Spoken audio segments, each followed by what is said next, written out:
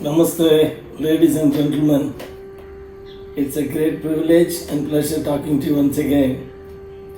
There are quite a number of topics we have been discussing in the past, and one of the most important comes to my mind in the context of pragmatic leadership. The one important question we need to answer is whether the personality of a person can be changed at his will, or it is a fixed state that nothing can be done about it. So there are different schools of thoughts. Unfortunately, whichever school of thought that you are entertaining in your mind, that becomes a reality for you in life. One important aspect I want to talk to you about is the concept of freedom. What do we mean by freedom? Centuries back, human beings who has got the might and power and kind of ability to control others have picked up the human beings and then made them as slaves by various forces, and then they made them to do all kind of a physical work. The justification that was given was that there are many hard jobs have to be done. So they wanted to use the human being by force to do those jobs, and later on it becomes a commerce, and people started selling slaves and whatnot. So our concept of freedom is subsequently when the countries have been formed and then the policies and constitutions have been developed, the concept of freedom has been brought. That means you must be allowed to do whatever that you want. But in the true sense, what is freedom is very important from the Vedic point of view. It is very critical and important for us to understand and apply in the context of developing our leadership qualities. So the idea of freedom really means is a person who generally lives life by various thoughts that are emanating in his mind, and his own thoughts are becoming the reality for him, and then he lives his life by various behaviors which are the result of the propulsion of his thoughts. There are many people who believe that whatever happens in our life is the result of something externally controlled. So in psychology there is one of the important block which is called externally controlled. I'll talk about the other blocks later. So externally controlled is one of the folly of human mind, which is called as a block in psychology. The reason why it is called as a block, because it is not permitting the person to move forward in a healthy life. So externally controlled really means is that many of the people feel that they are not very happy because of the various situations outside and the kind of the people behavior in their life, and they feel that the others are not behaving the way in which they want, and they are not getting what they want, and so on and so forth. And they generally put the blame on the karma or luck or something of that kind. And then they keep on living their life sulking, saying that things are not their way, and they are unlucky people. Many times you must have heard Sadhguru talking about this very extensively.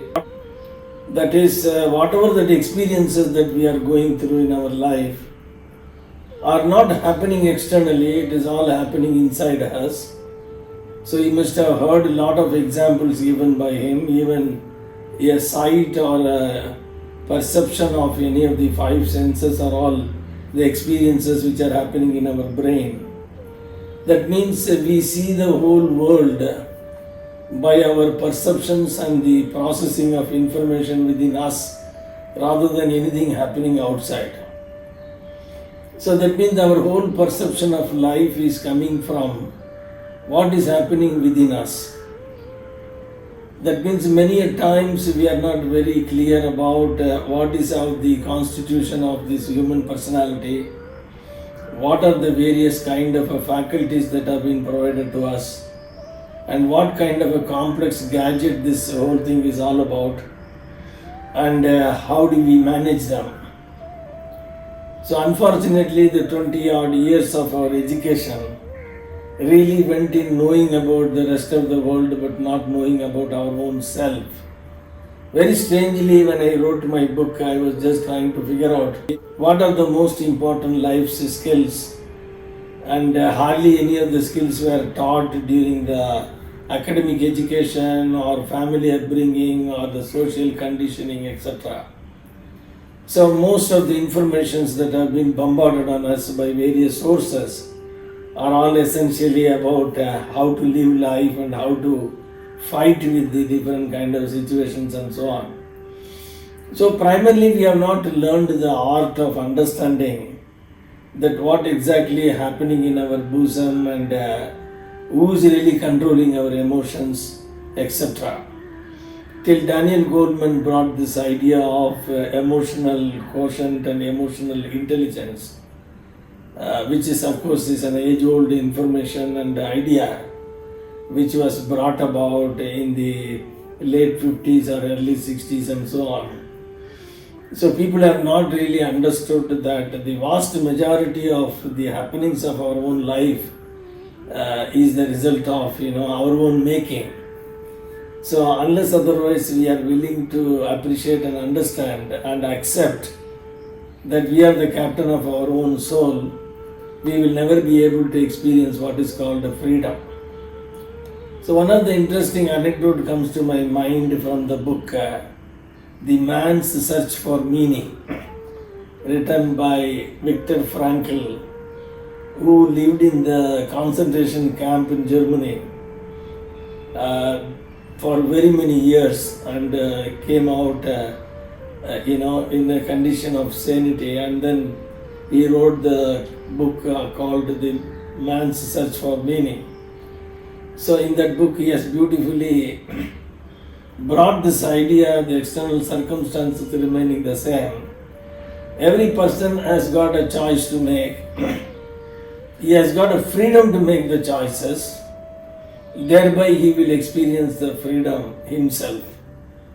One way of looking at it, I am succumbed to this kind of a situation. I am in the concentration camp and all my relatives have been put into the gas chamber and I am going through the suffering throughout my life is one perception of looking at life. The other perception is essentially what he wanted to do was to comfort the other people, save them from killing themselves and so on and so forth. So the idea of using our own life forces entirely depends on the individual's hand. So this concept of developing this ability to control our own life is called freedom.